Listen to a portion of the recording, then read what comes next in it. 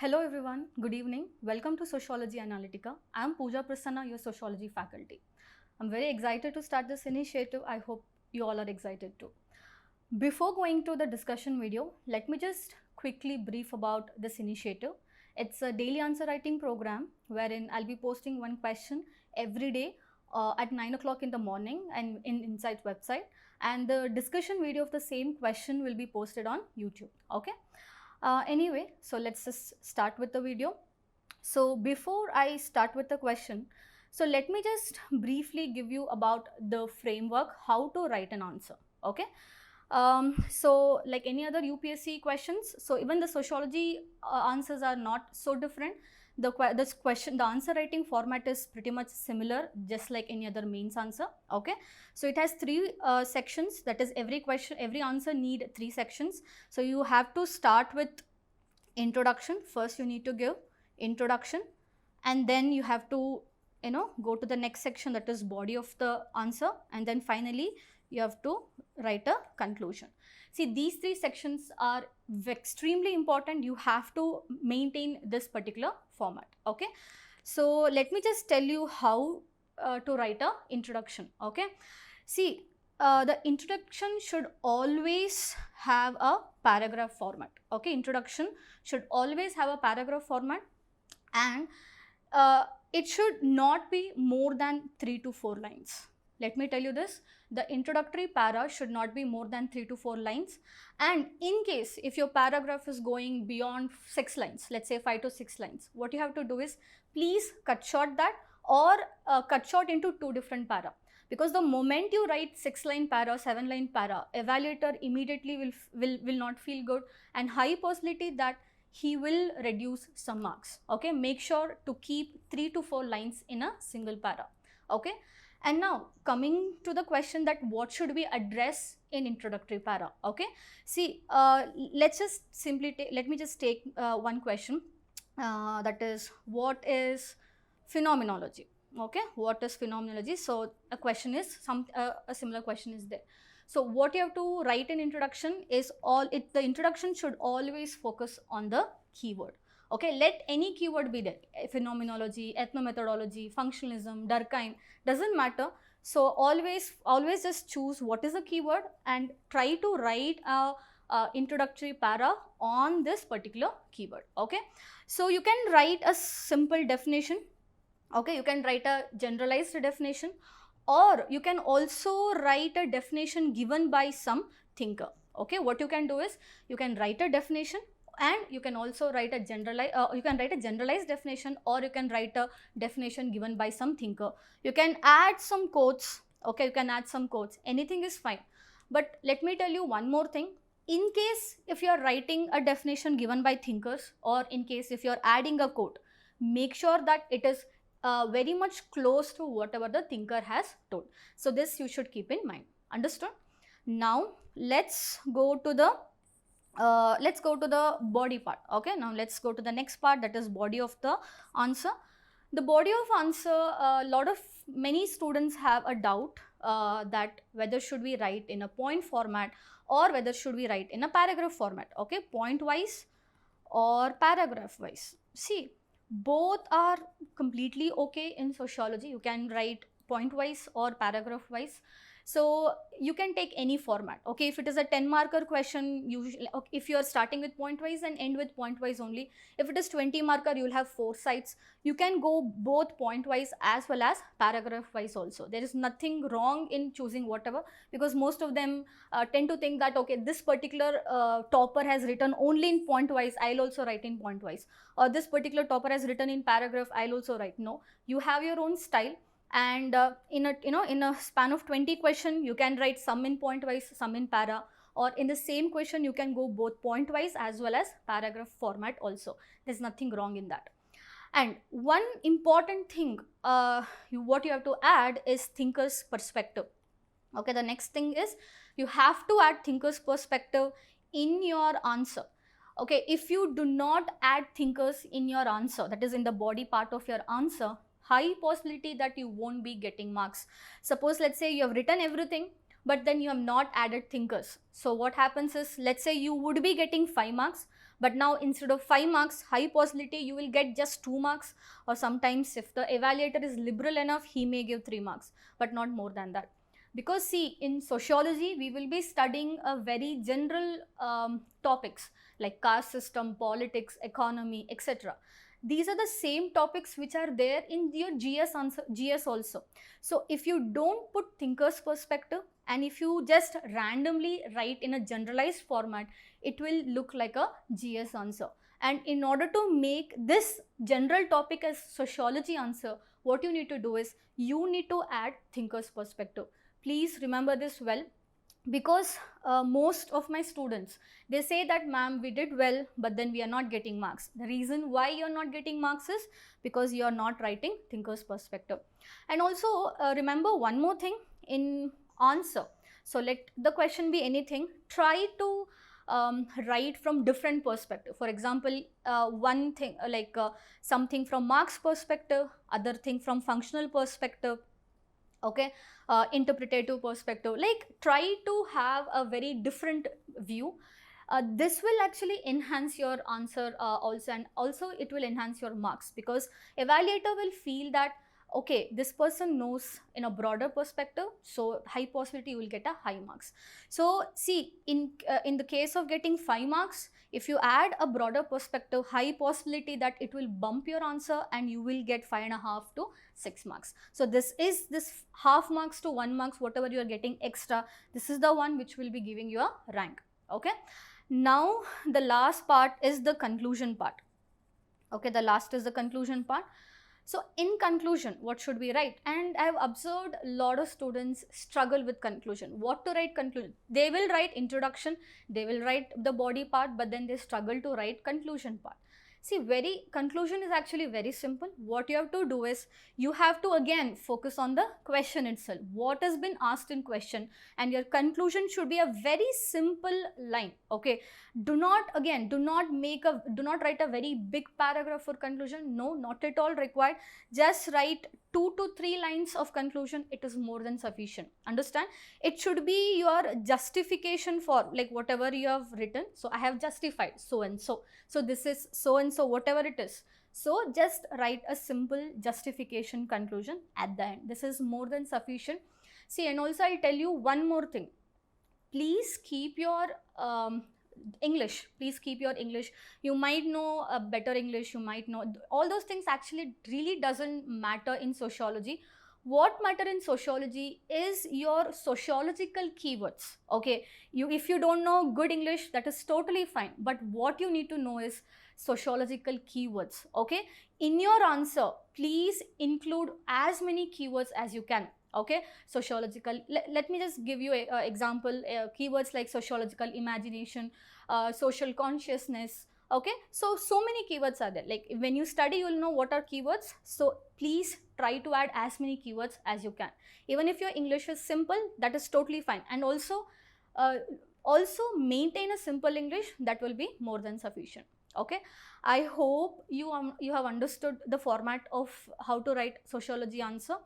Now let's actually go to today's question. Okay, so today's question was, how did intellectual forces led to the emergence of sociology? How did intellectual forces led to the emergence of sociology?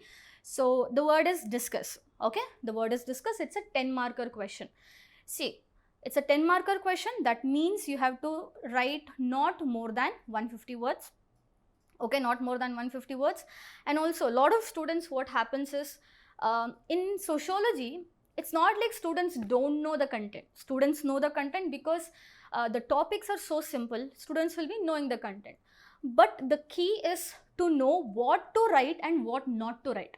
Okay, so they'll start with something and then they'll exceed more than 150 words. And then at the end, they will try to write everything as much as they can. See, evaluators will know by looking at the answer, they will know whether the word limit is going beyond or it is less. Okay, just keep that in mind. You cannot possibly fool the evaluator. So always make sure, like, see, this Sticking to word limit will not come overnight. You have to write multiple answers, then only you will be able to stick to the word limit. So coming back here, so this question has two keywords. One is intellectual forces, the other is sociology.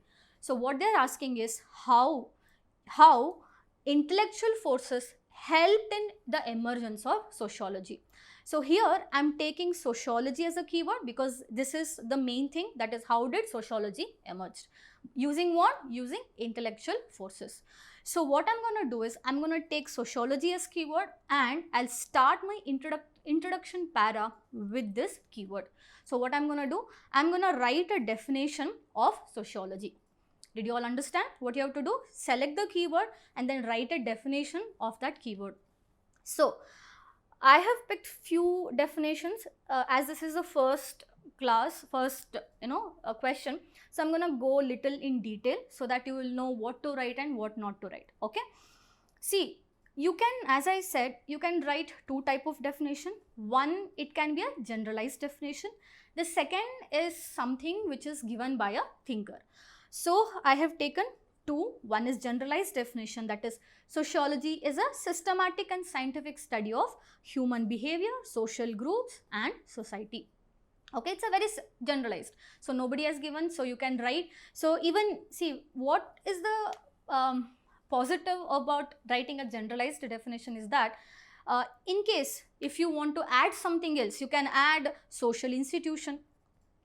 Okay, you can add social institutions, you can add anything, you can subtract anything also. Only thing is it should make some sense. That's the thing.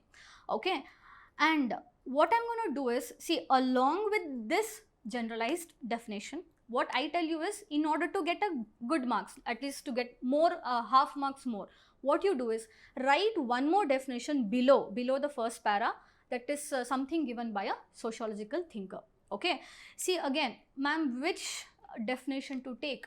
Should we take Auguste Comte's, Durkheim? It really doesn't matter. Okay, because almost every sociologist has given some or the other definition. Whichever you can think of, whichever you can remember at that moment, you write that definition. Okay, so I have taken here some definitions given by Auguste Comte. Auguste Comte says sociology is a scientific study of society. Let's say you don't want to write this, you want to write Durkheim, you can say sociology is a study of social fact. See, I have taken, let me take one more, that is Weber's. Weber says sociology is study of social action. So like this, any definition, whatever you can think of, you can actually write, that is totally fine. Understood? So this should be our introductory para. Now going to the body part, that is what to write in the content. See, the question is, in the question, so there is a keyword and the keyword is intellectual forces. Okay, remember this. What happens is, what usually students do is, whatever they study, they'll write everything for one particular question. See, the question is emergence of sociology. So whatever they can think of, they will write. Please do not do this. Okay, first of all, it's only 150 marks and you write everything and expect a good marks. It won't happen. Okay, see, usually how we study in the material is, we study from commercial revolution, we study scientific revolution, so commercial revolution, scientific revolution, industrial revolution and then French revolution. What we study is, we study all these revolution and we say that through this revolution, so there brought some changes in the society, that is there was a certain changes in European society, and to understand these changes, so there was a requirement of a new discipline, and that is sociology. So this is how there was an emergence of sociology. So this is how we usually study, isn't it? This is how most of the textbooks also say. But then is the question that explain through revolution? No, the question is not asking that, okay, explain through revolution. I'm only asking explain through intellectual forces. Remember this. So what you have to do is, you have to pick all the intellectual forces in all of this revolution. Okay, is there any intellectual forces in commercial revolution? Is there any in industrial revolution or in French revolution? Which all you can think of, pick those topics and then you have to write in the content. Okay, remember this, because most of them just start writing industrial revolution, French revolution, but it's not gonna fetch the marks. Okay, I hope you have understood this part. Anyway, moving further, coming to the intellectual forces. Intellectual forces means something with respect to rationality, which wherever you can think of rationality, please keep adding in your body. Okay, so how to start the body part? So I have written here because it's the first answer. Please know how to even start the body. Okay, sociology emerged as a response to the forces of changes during 18th and 19th century. Okay, sociology emerged as a response to the forces of changes during 18th and 19th century. See, there are actually two type of forces. One is sociological forces, okay, the other is intellectual forces, okay, societal forces and then intellectual forces. So but the question here has been asked on intellectual forces, so we will only focus on the intellectual forces. So now coming to intellectual forces, again intellectual forces can be further explained through two type of movements. One is enlightenment movement and the other is counter enlightenment movement. Okay, enlightenment movement and then counter enlightenment movement. But then see, the question has been asked only for 10 marker. Okay, question has been only asked for 10 marker. So what I'm going to do is I'm going to stick only to the enlightenment movement only. Understand? I'm not going to go to the counter movement because it will become little bit big. If it was a 20 marker, then we could have focused on that part. So now coming to the body, so there are three important aspects which was focused during, that is for the intellectual forces or intellectuals focused, that is three aspects they have focused. One thing is they considered human beings are rational beings. Okay, they considered human beings as a rational being, so they can actually think for themselves. They don't need any external forces. Okay, and this rationality will be leading them to the freedom. So basically, who will be talking about all these things? I am taking these things from what? French intellectuals. That is from French Revolution, I am taking the intellectual forces. So here what you can do, based on the space, based on how much space you have, you can give some thinkers example. Okay, I have taken Montesquieu, Rousseau, Voltaire. You can add John Locke. Okay, how much ever the space is there. Okay, you can also add John Locke, all whichever you can think of you can write, but just focus one thing, that how much space is there and how much space you require in the further. So based on that, just give one or two thinkers name, that is more than sufficient. Understand? See here, just don't write Montesquieu. What you have to do, you also have to write what he has done or what he has told. So Montesquieu has told about separation of power. Rousseau has talked about social contract. Okay, Rousseau has talked about social contract, Montesquieu has talked about separation of power. So write these things in just one liner, not more than that. Okay, this is the first part, that is humans are considered essential as a rational being. The second thing is, so use of scientific principle to understand or study human beings. So previously the churches used to study human beings, church used to completely control human beings, but now onwards, so they started studying human beings through scientific principles. So for this, you can write one or two examples. You can write Newton example, you can write Galileo's example. Here I have taken William Harvey. So William Harvey has discovered what? William Harvey has discovered circulation of blood.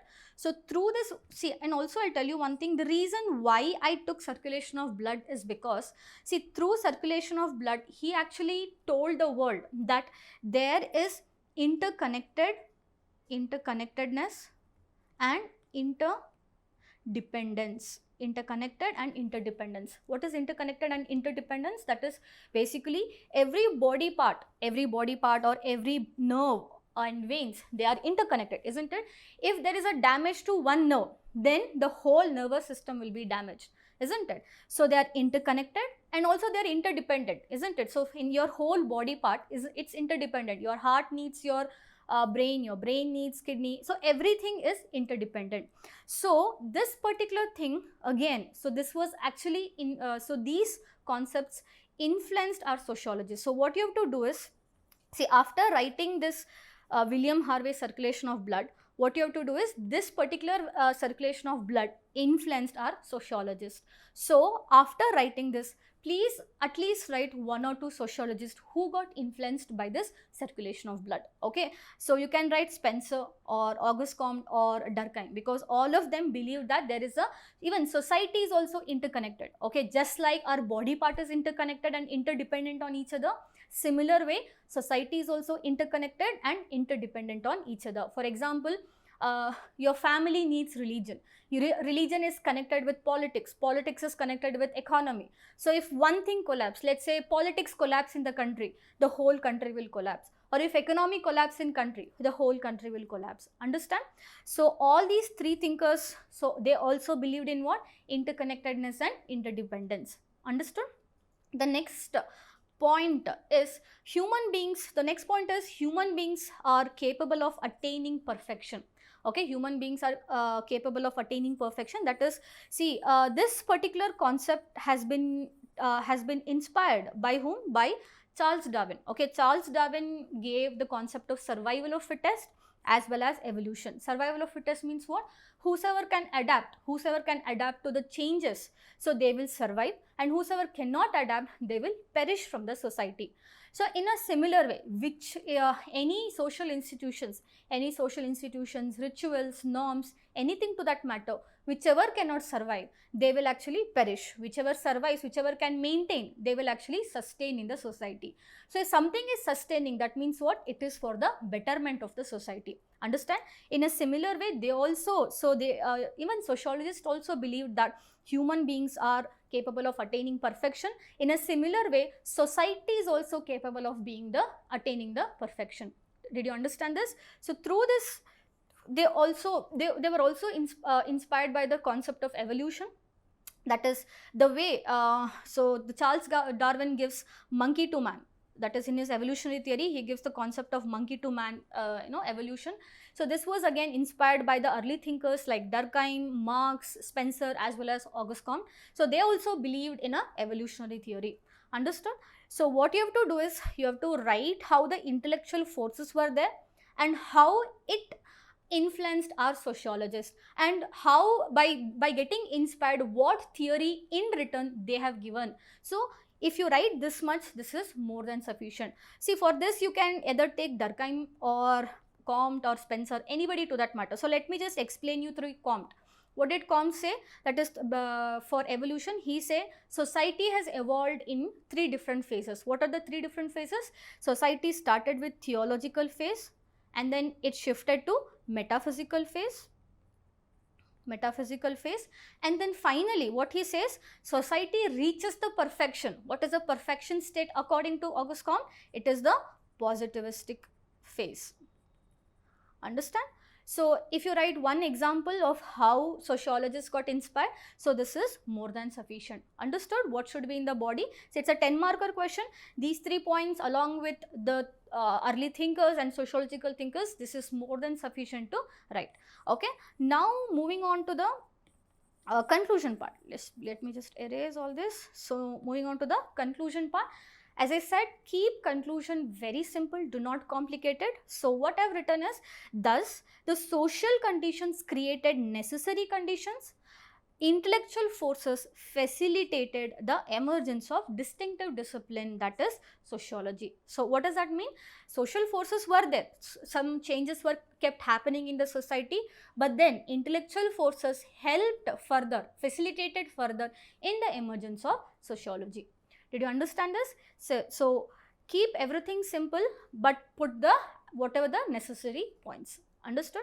See, a lot of students, what they do is they add political revolution, French revolution, industrial revolution. So see, I'm not saying don't add all those things. You should add, but then see, if the question was on social forces, see, what is the question here? The question is on intellectual forces. So you have to write these. If the question is on social forces, then these are the points what you should actually add. Did you understand? So then you can write political revolution, that is French Revolution, industrial revolution and rise of capitalism, then rise of socialism. Who actually talks about rise of socialism? It is actually Karl Marx. Karl Marx talks about rise of socialism, urbanization, religious changes, and then finally growth of science. See, this is a completely different question. Okay, so these answers should be for a completely different question. If the question is on what, how did social force influence the emergence of sociology, but the question is what, the question is intellectual force led to the emergence of sociology. Did you understand? Also, I wanted to tell one more thing. Okay, that is, see, this question is only for 10 mark. Now you may ask, ma'am, like what, UPSC may do anything. UPSC may ask the 10 marker question as a 20 marker question also. So what to do if it was a 20 marker question? I said, initially only I said the intellectual forces was influenced by two different movements. One is enlightenment movement and then other one is the counter movement, or it is also called as conservative movement. It is also called as conservative movement. If it is a 20 marker question or a 15 marker question, what you have to do is, you have to first write this and then you have to add these particular points. Which points? These particular points. Let me just briefly explain these points. You have to add these particular points which is given by the counter enlightenment movement or the conservative movement. See, this points has been given by Zeitlin. Zeitlin is a sociologist. So he has emphasized, he has talked about, or he has pointed few things where the counter enlightenment or the conservative movements wanted in the society. See, who are these conservative movements? So basically they did not wanted any change. Okay, there were too many changes which was happening, right? French Revolution was happening, Industrial Revolution was happening. So too many changes, too much of chaos was happening. So then came some certain conservatives. They said, no, we do not want any change. We want to be in the existing society only. Okay, see, these points also influenced our sociologists. Okay, it's not only enlightenment movement, counter enlightenment movement also influenced our sociologists. So some of the points are, they emphasized on society as an aggregate of individuals. That means what? Society is not, society is all about what?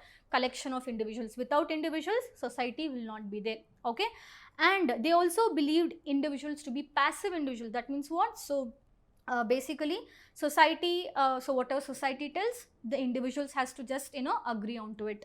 Okay, next, interrelated and interconnected parts, this we already discussed. Change as a threat, they did not wanted change, they believed in status quo. And then various institutions are useful to individuals and society. That is, whatever it is there, it is useful. We do not need any change, we need whatever it is there, let it be there. Okay, and then existence of hierarchy and reward, existence of hierarchy through reward and status. That means see, in class structure or the caste structure, whatever the structure, hierarchical structure is there, they wanted all this to remain. So now you may ask, ma'am, whom did it actually influence? See, if you study functionalism, if you study functionalist, so most of the functionalists believe in these particular points. So what you can do is, counter enlightenment or the conservative movement also greatly influenced the functionalist, and you can write Durkheim, Parsons, anybody as in your answer. Okay, if it is a 20 marker question. See, I have thoroughly explained all the possibilities. See, this is the first question, so that is why I'm explaining all the possibilities. If it is a 10 marker, you can only write this. If it is a 20 marker, along with enlightenment, you can also add counter enlightenment or the conservative movement. Understand? And if it is a, if the question is about social forces, then do not write all these things. You can actually write what? You can write these points. Okay, did you understand this? And see, many of you by now, by this, by 6 o'clock, you might have written answers. Your answer may not even look like this, but don't worry. Okay, don't worry. This is just a starting. Keep writing answer, and with the time, I'm pretty sure, you will reach the perfection. Okay. Thank you all, and if you have any queries, please drop your queries in the comment section, or you can drop your queries in the mail. Thank you.